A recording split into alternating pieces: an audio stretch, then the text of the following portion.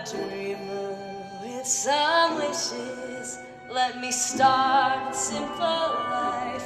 Give me freedom to have choices. On August 15th, 2021, I was paralyzed with grief and fear. Friends, co-workers, former students of mine suddenly found themselves with their lives in direct danger, and the future they had imagined in shambles. That night, former students of mine, whom I was teaching only 3 months earlier, told me that they had fled home from school that day in a panic, as armed forces tore into the city. They reported that they hid in their cars on their way to pre-designated safe houses, as they witnessed other cars having their doors pried open and girls being torn from their vehicles to be forcibly married to newly victorious Taliban fighters. Days later, I would hear stories of my former student's brother having received lashes on his back for refusing to disclose the location of his sister. Another of my students told me that the Taliban had somehow found her WhatsApp number and was texting her death threats. I had taught at the Afghanistan National Institute of Music, and what was the crime that my students had committed? It was the advocacy for women's education and the advocacy of music.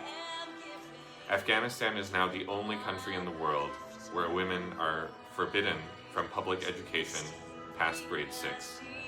Women's rights in the workforce have been heavily restricted, and they have been barred from political life and public office.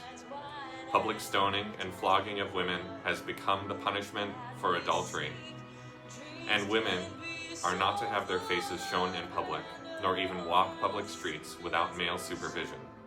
Women's voices are explicitly banned in public spaces, metaphorically and literally. I have joined former colleagues of mine in creating Melodies of Liberation, a nonprofit organization that reaches out to the Afghan women who have lived through or are living through Taliban rule. We gather their voices in the form of their poetry, and we collaborate with composers and songwriters to produce music from their own words. Some of these poets have chosen pen names to write to us out of fear for what could happen to them or their family. Our mission is to fill the gap of understanding in the West concerning their situation, not with the voice of the politicians or outside reporters, but with the voices of the women themselves.